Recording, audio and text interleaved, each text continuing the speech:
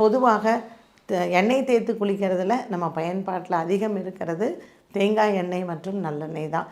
சனிக்கிழமையில் நல்லெண்ணெயையும் திங்கக்கிழமையில் தேங்காய் எண்ணெயும் நம்ம தேய்த்து குளித்தோம் அப்படின்னு சொன்னாலே உடல் ஆரோக்கியம் மற்றும் மன ஆரோக்கியம் நிச்சயமாக நன்றாக இருக்கும்.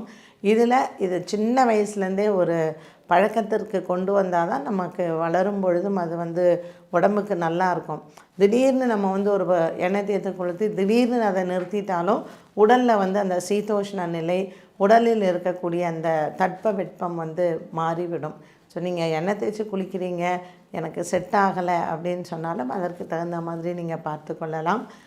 நிறைய இந்த மாதிரியான நம்மளுடைய பழைய விஷயங்கள் பாரம்பரியமாக நம்ம செஞ்சுட்டு வந்ததை இன்றைக்கி காலத்தில் நம்ம மறந்துட்டோம். இதை நினைவு கூர்ந்தோ இல்லை இது அடுத்த தலைமுறைகளுக்கு நம்ம கொண்டு போய் சேர்க்க வேண்டியதோ நம்மளுடைய கடமையாகும்.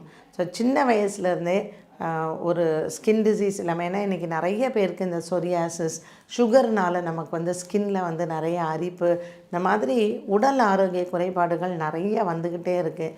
இதில் இந்த நம்ம மறந்து போன சில பழைய விஷயங்களை நம்ம திரும்ப நினைவு கூர்ந்து செய்தோம் அப்படின்னாலே நல்ல ஆரோக்கியமான ஒரு வாழ்க்கையை நாம் பின்பற்றலாம்.